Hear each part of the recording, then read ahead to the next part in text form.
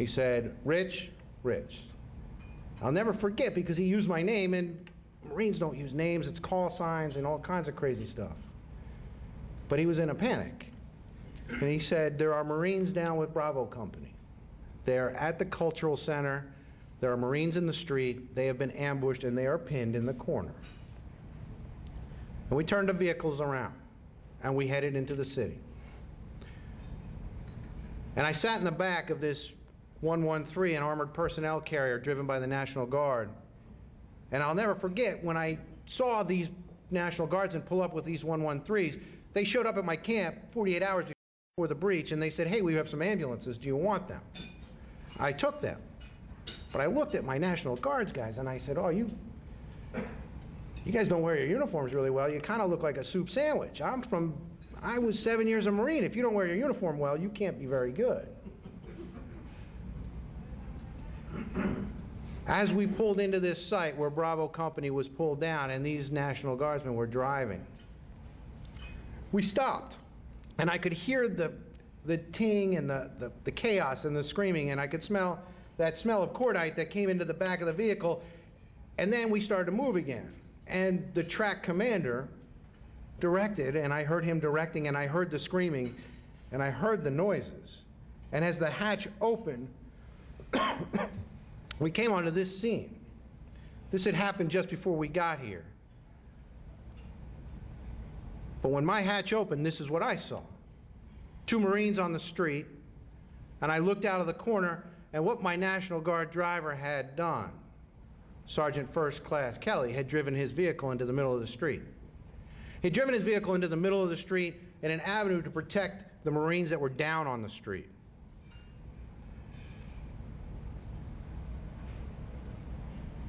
He gave the Marines behind this wall enough time to get out there and pull those Marines off the street, to get them behind that wall, and I jumped out of the back of the vehicle, and I would like to say that I jumped without concern, but I didn't. I sat in the back of that vehicle, and I was afraid. I was very afraid. I was so afraid I didn't think I was going to get up and move. The only thing that got me moving was the other fear. I heard First Sergeant Whittington of Bravo Company yelling, get my Marines off the street, get my Marines off the street, and I was afraid that I was going to fail. I got off the back of that vehicle and I looked down the street, and down an alleyway came 2 insurgents, and one took a knee and had an RPG, and calmly as you can stand there, 2 Marines took a knee on either side of me and neutralized the threat that was standing there. I don't know who they are, and I'm not sure I will ever know. But my team saved my life. I needed to be a part of them. And I got out to the back of this wall, and I started to work on the first Marine. The first Marine came over the wall, who had been lying in the street, and he was breathing, and he was taking Shane Stokes breathing, so it was his last, this is what we call some of your last breaths. And his eyes were open, and he had a big groin wound, and I tried to stop the bleeding, and I tried everything I could. But I triaged him. I made a decision, triage being a French word to sword. I made a medical decision to move on to the other casualties, because I could save them. They were not that far gone. I couldn't save this man who was now on my stretcher. And I went to the next 2, and I did everything I could. Lance Corporal Christ, shot in the arm, bleeding profusely from the arm, from the leg, and we were able to get fluids on him and stabilize him and load him up. My next Marine was a very large gunnery sergeant. Gunnery Sergeant Ryan Shane, the same gunny who was on the airplane with me. The man who actually held me accountable for my actions. He had been shot from behind and was having trouble moving his legs, and we were able to stabilize him as well and get him on the vehicle, although I will tell you that at 240 pounds, I had to really lift him. And at one point, I had to yell at him and say, get on the vehicle. And he looked at me, and he said, as I got him back onto the back of the track, and he said, can I have some morphine? And I didn't have any. I had given it all away. I had used it all. And I'll never forget how he looked up and he said, "You're not still mad about the airplane ride, are you?"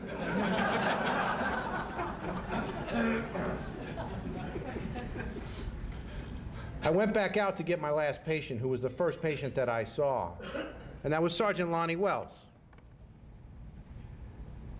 He didn't make it that day. And I loaded him onto the back of the vehicle and took him back to our assembly area. I put him in a body bag, and that afternoon I thought to myself, I am not going to be able to do this. If I'm there fast and I am doing the right thing and I'm on top of these guys, I'm as close as I possibly, or I thought I possibly could be, and they're going to die anyway, what good is having me here? And no sooner had I made those thoughts than PFC Volpe showed up. He's the gentleman in the blue shirt. He came in the back of Matt Kudelik's Humvee. He was put in the back, and when I got to him, he was cold and clammy. He had been shot in the groin, and he was bleeding. He'd only been shot about 2 minutes before I got to him. I didn't get a radial pulse, but he was breathing, and I put my hands into that wound, and I stopped as much bleeding as I could. I stopped as much as I could, and I held everything I could. And we got fluids on board, and we were able to stop that bleeding. And we got him out of there, and he's now in college. He's out in California doing things that midshipmen aren't allowed to do. And I knew then what I needed to do. I needed to be closer. I needed to be wherever the Marines were. I needed to be within 5 minutes. If I'm there in 5 minutes and I'm too late, I should be there in 3 minutes. If I can be there in 2 minutes, then that's the right time, because the right time is as soon as possible. And we moved into the center. If you look at the middle arrow under 1-8, that is the government complex. And we moved into that area, into a little prayer room that looked like this.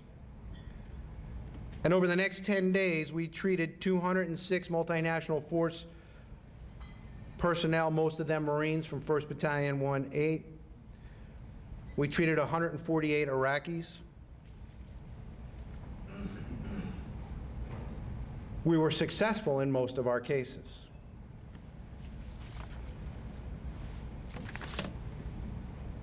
The last day I was there, we treated the last day that I was there, I treated a Marine who didn't go home.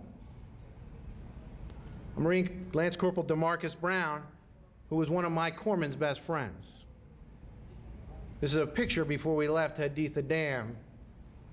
This is the picture that Joel Chaveri, our combat photographer, took as they brought, as Dupuy, my corpsman, brought DeMarcus Brown into my aid station and laid him on a stretcher and said, "Don't worry, Doc's here, you're okay." And he was breathing. DeMarcus Brown was alive and breathing, and he had a chest wound, and he was shot, and I might have been a little arrogant, but DeMarcus Brown didn't make it that day.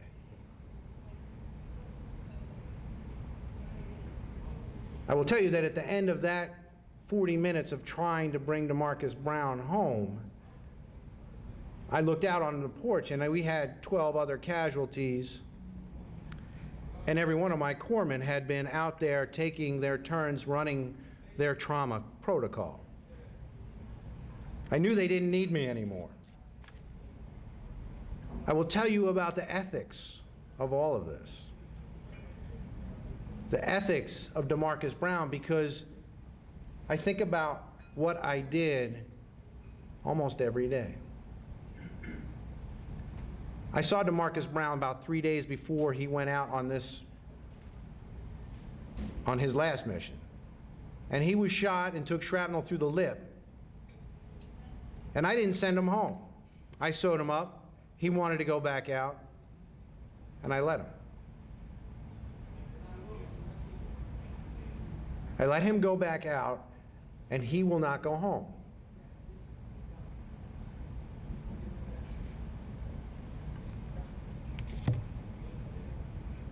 I had another Marine, Nick Zilkowski. shot by a sniper. He was a sniper. He was shot and killed by a sniper. They brought him into me. There's nothing I could do for Nick. He passed away. 2 hours later, they brought to me the sniper, who was alive. The ethics of that is, what do you do with a wounded sniper who has just killed one of yours? How do you treat that? How do you deal with that? And I will tell you that the rage is so strong that you think you're a good person. But you're not always sure that what you think you are is what is going to come out. My last ethical discussion. Going forward, being that guy who goes forward, who is part of this forward aid station is what we called it, taking my corpsmen forward into an area that puts them at risk. We could have, as a group, stayed back at the assembly area and not been at risk. You talk about the risks and the benefits. You think about everything, but in the end, it's all doing what you think is right. And I had fought these battles long before I showed up on the battlefields of Iraq. I had thought about what I was going to do, and I had put my algorithms together. And I go home every night, and I think about the choices I made. I think they're the right choices. I did what I thought was right. I'll keep thinking about it. Thank you.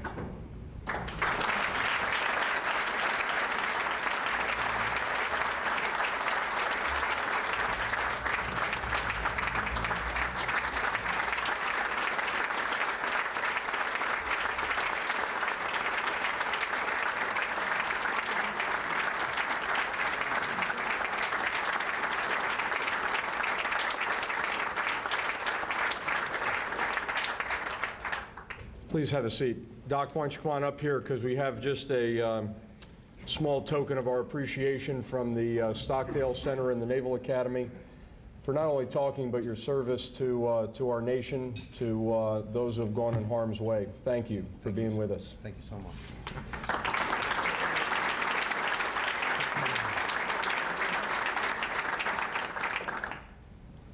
Well, a few things to think about for all of us. Before we actually present the awards, there is a couple of moments of recognition that I'd like to bring forth. One is to thank Admiral and Mrs. Fowler for hosting the evening, as they do so graciously for each of these Ethics Essay Award dinners. For members of the senior leadership team that are here and other leaders of the Academy, thank you for spending time with us tonight. There's one member of the SLT and his wife that I'd like to specifically recognize, Dean Miller and Mrs. Miller, because as most who are here at the Academy know, the Dean is going to retire. I think this is the third or fourth retirement that he's had, so I'm sure he'll continue to serve wonderfully. And Mrs. Miller, for being consistent in coming to these dinners, in demonstrating ethical leadership and your leadership of the academic side of the Academy. So since this is the last time you're going to be officially here as the academic dean and his wife, I just wanted to say thank you, but you'll always be invited to all future Ethics Essay Award dinners. So thank you, Dean and Mrs. Miller.